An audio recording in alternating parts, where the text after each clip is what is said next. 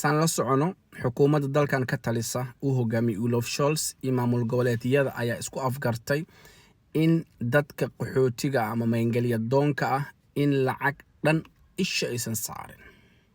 Okay, in la siiyo wax loo yaqaano Bitsalkata ama in guuchaan ahaan loo siiyo.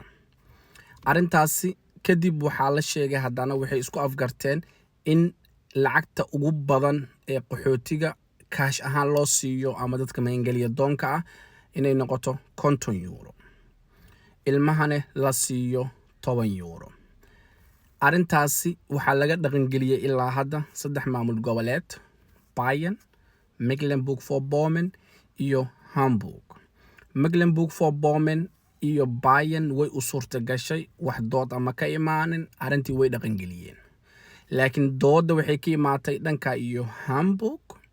Magaalada Hamburg maxkamad ku taala loo yaqaano Landessozialgericht ayaa maalin dhaweed waxaa dacwad geeyay ururo u dooda ama u ololeeya qaxootiga iyo xuriyadda iyo waxaasay sheegtaan.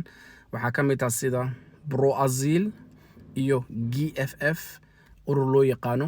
Labadaasi urur ayaa waxay hordhigeen maxkamadda dacwad ka dhana in qaxootiga la siiyo lacagta 50 euro ah ay aad u yar tahay.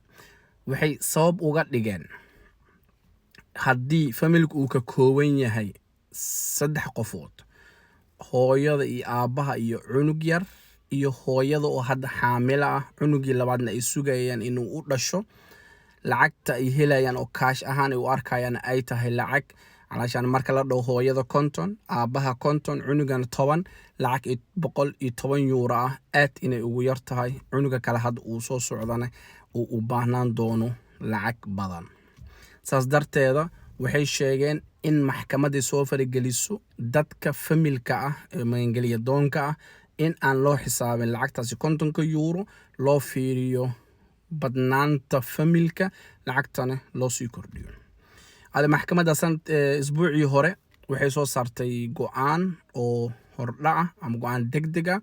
Go'aankaas ay ku sheegtay in Osland bihoodhaha iyo dadka qaabilsan علشان maangeliya doonka inay u fiiriyaan lacagta 50ka lama faragelinin, laakiin waxay tiri in loo fiiriyo dadka qaxootiga ah علشان famil ahaan in loo fiiriyo lacagta 50 euro kuma filna علشان noloshooda nolol maalmeedkooda in la cabiro kadibna markaasi 50ka ma ahane in loo kordhiyo. Marka arrintaasi waxay noqonaysaa magaalada Hamburg qaxootiga maangeliya doonka ah oo familka ah inay faa'iido u tahay. Sidoo kale waxaa soo dhaweeyay horjoogaha ururka ama xisbiga Grüne.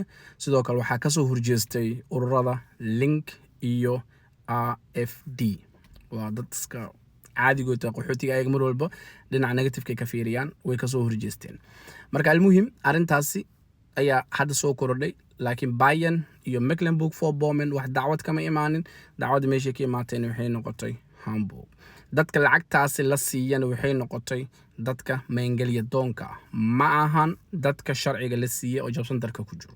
hadda buga gelti qaadatid, buga geltigaaga caadi ah u helaysaa, laakiin dadka loo diiday in lacag kaash in dhahay saaraan waa dadka maangeliya doonka ah. sidoo kale markii arrintan ay go'aaminayeen waxay cuskadeen ama sabab uga dhigeen xukuumadda iyo maamul goboleedyada in dadka qaxootiga ah lacagta ayaga la siiyo ay ku biilaan dad kale ka maqan wadankan. Okay, oo wadamadooda joogo ay lacagaha dibadda u diraan. Marka saas darteed in lacagihii laga xanuujiyo ayaa go'aan laga gaaray. Marka almuhim arrintaas ayaan rabay inaan idin la wadaago. Waan ku mahadsantahay daawashadaada. Falowgana ha iska iloowin share iska dheh. Khayr badan ku rajeynaa.